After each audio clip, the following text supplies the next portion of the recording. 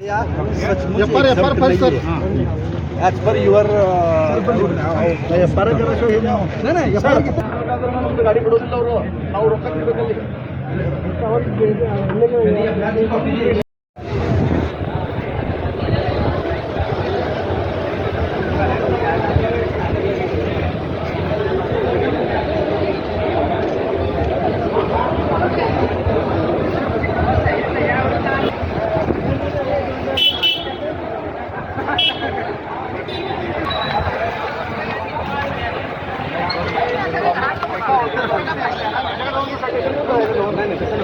एफ.आय.आर करणं तर त्यांच्या हातात चुकीचं असेल तर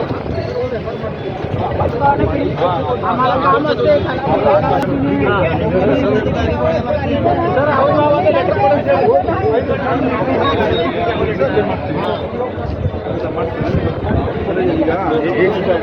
H4A ತೋರ್ಲಕ್ಕ ಗಣಿ ಬೈಲ ನಾವು ಇವತ್ತಿನ ದಿವಸ ಇಲ್ಲಿ ಸ್ಟ್ರೈಕ್ ಮಾಡಿದ್ದೇವೆ.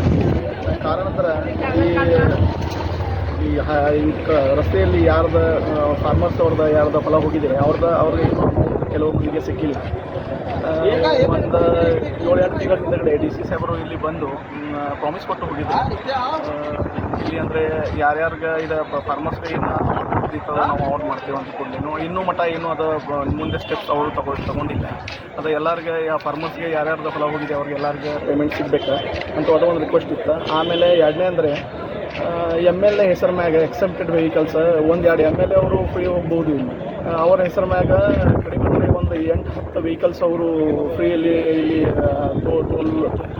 ಅವರು ಟೋಲ್ ತುಂಬುವುದಿಲ್ಲ. ಕಂಟಿನ್ಯೂ ಇಲ್ಲಿಂದ ಅವರು ಅಡ್ಡಾಡ್ತಾರೆ. ಅಂಥ ಎಕ್ಸೆಪ್ಟೆಡ್ ವೆಹಿಕಲ್ಸ್ ಯಾವ್ಯಾವ ಇದೆ ಅದ್ರ ಮ್ಯಾಗ ಯಾವ್ಯಾವ ಎಕ್ಸ್ಟ್ರಾ ವೆಹಿಕಲ್ಸ್ ಇದಾವೆ ಅವ್ರ ಮ್ಯಾಗ ಕೇಸ್ ಆಗಬೇಕು. ಯಾಕಂದ್ರೆ ನಾವು ಇಲ್ಲಿ ಬಾಜುಕು ಇಲ್ಲಿ PH ಇದೆ, ಪ್ರೈಮರಿ ಹೆಲ್ತ್ ಕೇರ್ ಸೆಂಟ್ರ್ ಇದೆ. ನಮ್ಮ ಗಾಡಿಯಾಗ ಯಾವಾಗಲೂ ನಾವು ಪೇಷಂಟ್ಸ್ಗೆ ಹಾಕೊಂಡು ಬರ್ತೇವೆ ಇಲ್ಲಿ ತೋರಿಸ್ಲಿಕ್ಕೆ.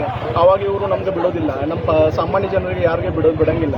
ಮಾತ್ರ MLA ಯಾರು ಅವ್ರದ್ದು ಪರೀಕ್ಷೆದವರು ಯಾರು ಗಾಡಿ ಬಂತಂದ್ರು ಅವ್ರಿಗೆ ಬಿಡ್ತಾರೆ. ಅಂದರೆ ಸಾಮಾನ್ಯ ಜನರ ಮ್ಯಾಗ ಇದು ಅನ್ಯಾಯ ಇದೆ. ಅದು ಬೆಳಕು ಮತ್ತೊಂದು ಅಂದ್ರೆ ಇಲ್ಲಿ ಸರ್ಕಲ್ನಲ್ಲಿ ಒಂದು 8-10 ಹಳ್ಳಿ ಇದ್ದಾವೆ 5 ಕಿಲೋಮೀಟರ್ಸ್ ರೇಡಿಯಸ್ನಲ್ಲಿ. ಅವರಿಗೆ ಎಲ್ಲರಿಗೆ ಟೋಲ್ ಫ್ರೀ ಆಗಬೇಕು. ಅದು ಒಂದು ರಿಕ್ವೆಸ್ಟ್ ನಾವು ಇಲ್ಲಿ ಮಾಡಿದ್ದೇವೆ. ಆ ಪ್ರಕಾರ ಅವರು ಎಲ್ಲ ಈಗ ಕ್ರಮ ತಗೋತೇವೆ ಅಂತ ಹೇಳಿದ್ದಾರೆ. ಆದ ನಂತರ ನಾವು ಇಲ್ಲಿ ಸ್ಟ್ರೈಕ್ ಸ್ಟಾಪ್ ಮಾಡೋದು ಅಂತ ಡಿಸೈಡ್ ಮಾಡಿದ್ವಿ. ಸ್ಟ್ರೈಕ್ ಮಾಡಿದಾಗ ಯಾರು ಬಂದ್ರಿ? ಈಗ ಸ್ಟ್ರೈಕ್ ಮಾಡೋದಕ್ಕೆ ಇವರು CPI ಸಾಹೇಬ್ರ PI ಖಾನಾಪುರಿ ಇವರು ಬಂದಿದ್ದಾರೆ. ಆಮೇಲೆ ಅವರು ಇಲ್ಲಿ NH4 ಅಥಾರಿಟಿದವ್ರಿಗೆ ಮಾತಾಡಿದ್ದಾರೆ. ಇವರು ನಮ್ಮ DC ಸಾಹೇಬ್ರಿಗೂ ಅವರು ಮ್ಯಾನೇಜರ್ ಅವರು ಮಾತಾಡಿದ್ದಾರೆ ಅಂತ ಹೇಳ್ತಾ ಇದ್ದಾರೆ. ಅವರು ಏನು ಕ್ರಮ ತಗೋತಾರೆ ಈಗ ನೋಡ್ತೇವೆ. ನನ್ನ ಹೆಸರು ಪ್ರಸಾದ್ ಪಟೇಲ್ ಅಂತ. ನಾನು ಗ್ರಾಮ ಪಂಚಾಯತ್ ಸದಸ್ಯ ಗರ್ಲಗುಂಜಿ ಇವರು. ಮತ್ತು ಇವರು ನಮ್ಮ ಎಲ್ಲರೂ ಕಾರ್ಯಕರ್ತರು.